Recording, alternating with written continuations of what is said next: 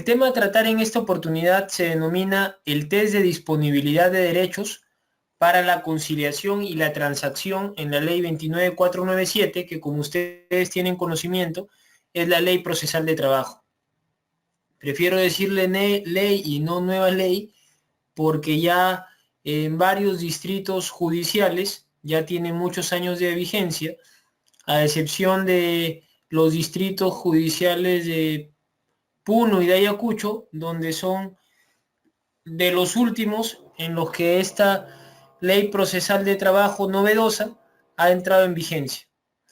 Es más, en el caso de Ayacucho, la ley 29497 entró en vigencia hace poco, recién el 4 de, el 4 de febrero, el 4 de diciembre de este año, hace un poco menos de 2 semanas. Entonces, con relación a este tema, voy a precisarles lo siguiente, ¿no? Cuando nosotros hablamos de disponibilidad de derechos para la conciliación y la transacción en la ley 29497, nosotros abordamos un aspecto bastante sensible en materia laboral. ¿Y por qué? Porque como ustedes ya lo habrán podido advertir en las reiteradas oportunidades que ustedes han participado de estos foros académicos, el derecho laboral nace como una suerte de disciplina que tiende a equiparar la balanza de desigualdad que existía o que tradicionalmente existía entre el empleador y el trabajador. Y también recordarán ustedes que esta posición a nivel mundial se ve consolidada con la dación de la Constitución de Querétaro del año 1917 y con la Constitución de Weimar, la alemana, del año 1919. A estas dos constituciones, que consagran principalmente lo que hoy conocemos como derechos laborales colectivos, se les denomina como el fenómeno del constitucionalismo social. Y ambas encarnan un valor muy importante en el derecho, que es el de la dignidad. Y precisamente sobre la base de este ideal es que, centrándonos en el caso de la Constitución política vigente, específicamente en el artículo 1, es que se establece que la defensa de la persona humana y el respeto de su dignidad son el fin supremo de la sociedad y del Estado. Es decir, entender a la persona desde sus distintas facetas. Y precisamente una de estas facetas es la referida a la del trabajador. Es decir, el trabajador, que antes que trabajador es un ser humano, es una persona, un titular de derechos y deberes, que se encuentra en el ámbito de una relación laboral y que por ende requiere protección. Entonces, recordemos también que un pilar básico del derecho laboral es el principio protector, que está recogido en nuestra Constitución en el artículo 23. Tal es así que ya en doctrina desde hace muchos años se señala que un derecho laboral que no es protector no es derecho laboral. Ahora bien, ¿por qué es necesaria toda esta introducción? Porque cuando nosotros hablamos de la disponibilidad de derechos a la luz de la ley procesal de trabajo, sin duda alguna nos estamos refiriendo a derechos que han nacido en el seno de las relaciones laborales. Y como tales, podría, de cierto modo, confundirse esto con lo dispuesto en la Constitución Política del Perú con relación específicamente al principio de irrenunciabilidad de derechos, que veremos más adelante. Y acá me permito realizar un pie de página y señalar que los principios laborales con arraigo constitucional los encontramos en el artículo 26 de la Constitución y específicamente son los siguientes: igualdad de oportunidades, irrenunciabilidad de derechos e indubio pro operario, ¿no? Entonces, en el caso que nos ocupa, el principio respecto del cual nosotros vamos a hacer mayor énfasis es el principio de irrenunciabilidad de derechos. ¿Por qué? Porque cuando nosotros hablamos del test de disponibilidad en el ámbito de la conciliación y de la transacción, esto nos podría llevar a pensar que si el trabajador eventualmente decide conciliar o transar en determinados aspectos, está contraviniendo, o mejor dicho, se le puede ver afectado el principio de irrenunciabilidad de derechos. Por eso, como veremos más adelante, es importante entender la diferencia entre irrenunciabilidad e indisponibilidad, porque la renuncia a un derecho concebido tradicionalmente es el supuesto en virtud del voluntad de ese derecho. Sin embargo, cuando hablamos de disponibilidad, que es un concepto mucho más restringido, hablamos de aquel supuesto en virtud del cual yo no estoy renunciando al derecho, sino a la totalidad del goce del mismo, que no es lo mismo. Hablaríamos en buena cuenta en el segundo supuesto en una suerte de gradualidad. Y precisamente respecto de esta gradualidad es que existen determinadas exigencias que en el transcurrir de esta sesión nosotros evaluaremos si son pertinentes o no. Desde esta perspectiva, entonces, tengo la siguiente reflexión inicial.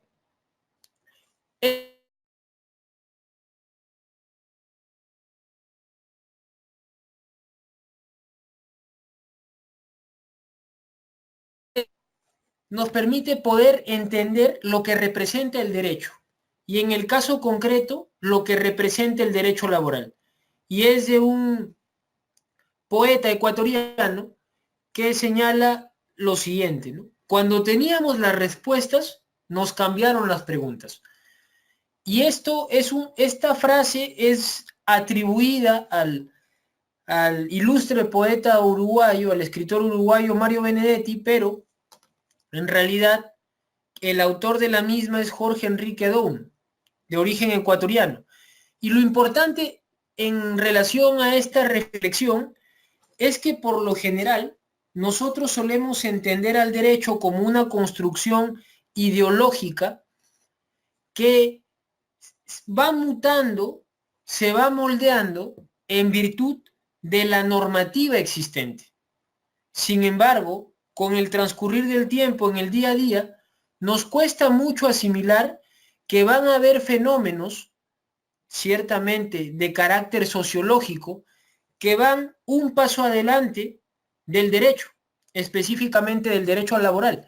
Y por eso es que en estos tiempos, ya a 100 años de la creación de la OIT, que dicho sea de paso es el único organismo internacional que sobrevivió a las 2 guerras mundiales, se habla del futuro del derecho al trabajo.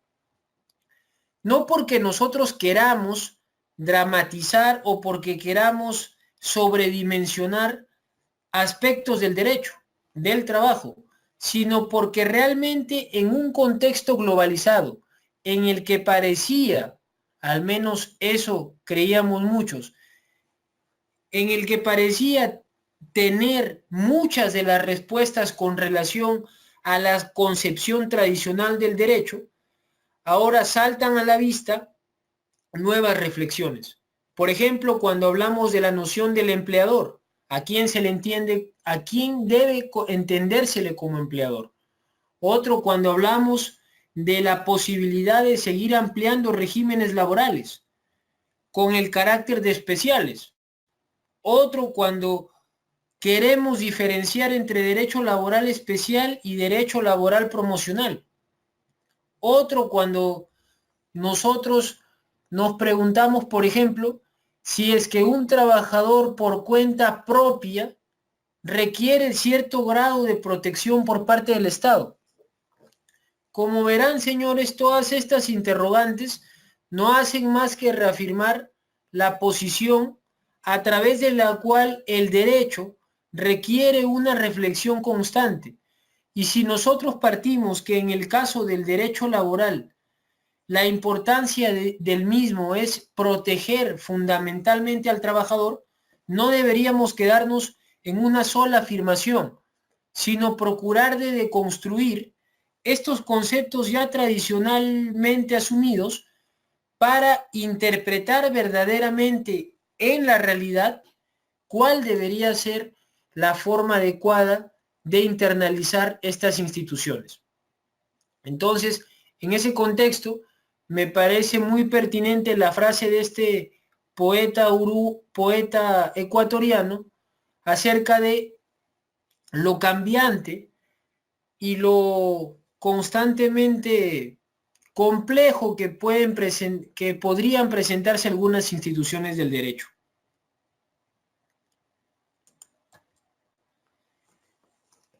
Como cuestiones preliminares, ya siendo parte de nuestra metodología expositiva, tenemos 3 preguntas sobre el tapete. La primera, ¿cuáles son las formas de resolver conflictos?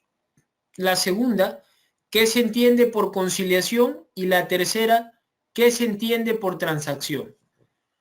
Las preguntas, sin duda alguna, lo que buscan es tratar de introducirnos en la materia que vamos a abordar en esta oportunidad sobre la base de una institución básica de la teoría general del proceso, que es la referida al conflicto. Cuando nosotros hablamos de un conflicto a manera de introducción y en líneas generales, nos referimos en buena cuenta a la contraposición de intereses respecto de 2 o más partes. En el caso netamente laboral, podríamos nosotros, sin duda alguna, ejemplificar lo que se entiende por conflicto de la siguiente manera. Un trabajador alega que ha sido despedido de forma fraudulenta y el empleador señala que a este trabajador se le despidió legalmente. Es decir, se le atribuyó una causa objetiva que configuró una falta grave y con posterioridad a un procedimiento de despido se procedió al despido de dicho trabajador. Entonces, como verán, en el caso que les he planteado, un conflicto de intereses, un conflicto entre 2 partes antagónicas históricamente, entre el trabajador y entre el empleador. También puede ser entre un sindicato y entre el empleador, o también puede darse al revés. Puede que la parte que demande un determinado resarcimiento sea el empleador. Recordemos, por poner un ejemplo, la normativa que regula la compensación por tiempo de servicios. Establece que en el caso en el cual la comisión de la falta grave haya generado algún tipo de perjuicio para el empleador podrá iniciar un proceso judicial de carácter especial de indemnización por daños y perjuicios, y con el inicio del mismo puede congelar el beneficio social de compensación por tiempo de servicios. Entonces, en los casos que les he planteado, ustedes pueden advertir que existen conflictos en materia laboral en los cuales la parte agraviada puede ser el trabajador o la parte agraviada puede ser el empleador. Entonces, sobre esta base, cuando nosotros nos preguntamos qué se entiende por conciliación y qué se entiende por transacción, lo hacemos teniendo como presupuesto el hecho de la existencia de un conflicto. Es decir, no se puede conciliar y no se puede transar cuando una de las partes no reconoce el conflicto. Y les planteo el siguiente caso.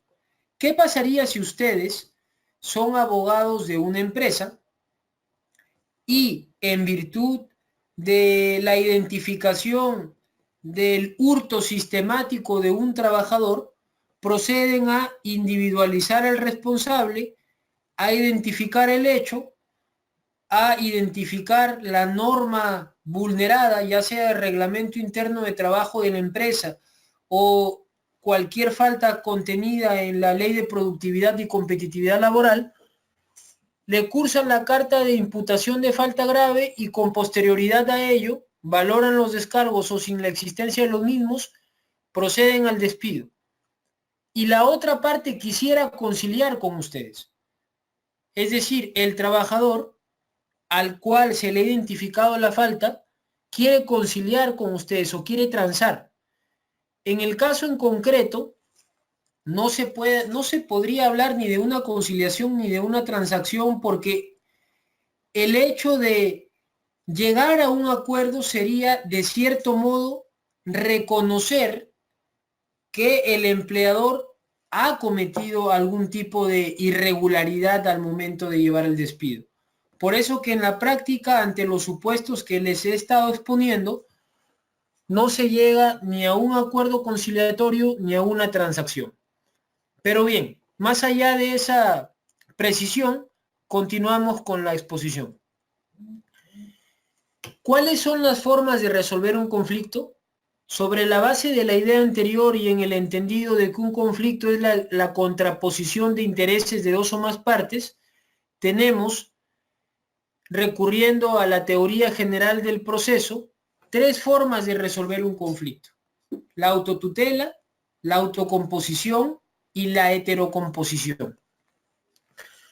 Cuando nosotros nos referimos a la autotutela, que quiere decir, como también se le llama, acción directa, es una forma de resolver el conflicto que por regla, ojo, por regla, está proscrita en nuestro ordenamiento jurídico y en todos los ordenamientos jurídicos del mundo, salvo determinadas excepciones. La autotutela o la acción directa, como también se le llama, es en buena cuenta el hacer justicia por mis propias manos, es decir, hacer justicia por mí mismo. Y esta forma de poder ejercer una suerte de justicia por mí mismo está proscrita en nuestro ordenamiento jurídico, porque se entiende que ante la gravedad del mismo existen autoridades competentes para dar solución a este conflicto, como veremos más adelante. No obstante ello, como ustedes podrán advertir en la presentación, hago referencia a las excepciones. Y las excepciones que se presentan respecto de la proscripción de tomar la justicia por las propias manos se dan tanto en el campo civil, en el campo penal, como en el campo laboral incluso. En el campo civil nosotros tenemos a la defensa posesoria, que está contemplada en el artículo 927, si mal no recuerdo, del Código Civil. En el campo del derecho penal, nosotros tenemos a la legítima defensa, que está referida al acto de repeler un ataque con la debida proporción de medios y en el que se justifique, lógicamente, el hecho de evitar una agresión mayor que pone en riesgo la vida y la salud del defensor, ¿no?, de la persona que se defiende de un determinado ataque. Y en el campo laboral, nosotros tenemos que una forma de autotutela es la huelga, la cual está contemplada, como ustedes ya tienen conocimiento, en el numeral 3 del artículo 28 de la Constitución Política, y que, como en su oportunidad lo dijimos, en lo que respecta al Estado, este se encarga de regular la huelga y de regularla de una forma pacífica.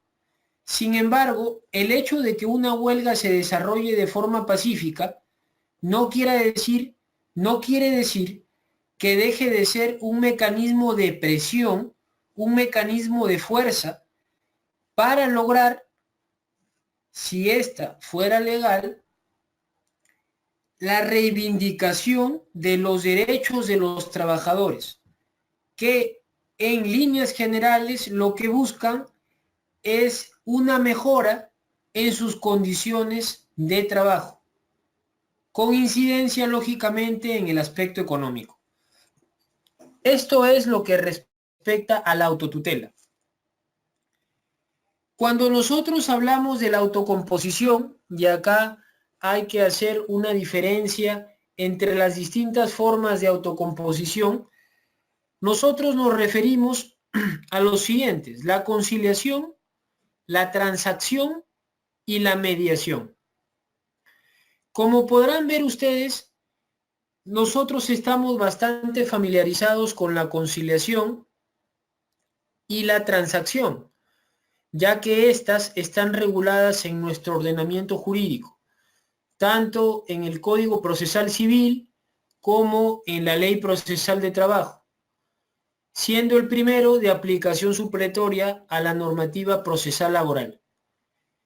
No obstante, en lo que concierne a la mediación, es importante tener un acercamiento doctrinario, porque la mediación, si bien es cierto, denota la participación de un tercero, hay que tener en cuenta que sigue siendo un mecanismo autocompositivo de resolver el conflicto, toda vez que el mediador o el rol del mediador es acercar de un modo amistoso, de un modo amigable a las partes, lo cual no ocurre ni en la conciliación ni en la transacción, como veremos más adelante. Y ahora, una precisión adicional es que cuando nosotros nos referimos a la conciliación y a la transacción, ambos mecanismos de solución de conflictos, mecanismos alternativos de conflictos, pueden ser de dos tipos: conciliación extrajudicial o conciliación judicial, transacción extrajudicial o transacción judicial. Entonces, sobre esa base, partimos de una definición doctrinaria de lo que se entiende por conciliación. El tercero, así empieza la definición: acatando el pedido de ambas partes, asume un papel preponderante en las tratativas y por ende asume la dirección, ojo con esta palabra, asume la dirección de las tratativas y hace proposiciones que ellos tienen plena libertad para aceptar o rechazar. Recordemos que cuando nosotros nos referimos a la conciliación, hablamos de autocomposición, y quizás desde esa perspectiva, si trasladamos esa noción al ámbito procesal, puede haber alguna confusión, porque incluso, como su misma definición lo señala, hay un tercero, lo cual podría llevarnos a pensar que se trata de un mecanismo heterocompositivo. Sin embargo, cuando hablamos de un mecanismo heterocompositivo, hacemos referencia a que ese tercero, que puede ser un juez o un árbitro, es quien resuelve el conflicto. En este caso, si ustedes reparan en la definición de conciliación, existe un tercero, pero este tercero, sobre la base de las tratativas que él puede advertir de las partes, en el caso en concreto del empleador y del trabajador, del demandado y del demandante, lo que hace el conciliador es tomar un rol mucho más activo respecto del mediador, que, como lo señalé, esta última figura no está regulada en nuestro ordenamiento jurídico, pero para hacer la distinción a nivel doctrinario, el conciliador debe adoptar un rol activo, y este rol activo consiste en realizar propuestas conciliatorias, lo que se le llama propiamente fórmulas conciliatorias. Y estas fórmulas son las que se aceptan o rechazan por parte de los involucrados. Estas fórmulas conciliatorias son las que son aceptadas o rechazadas en el plano extrajudicial o en el plano judicial.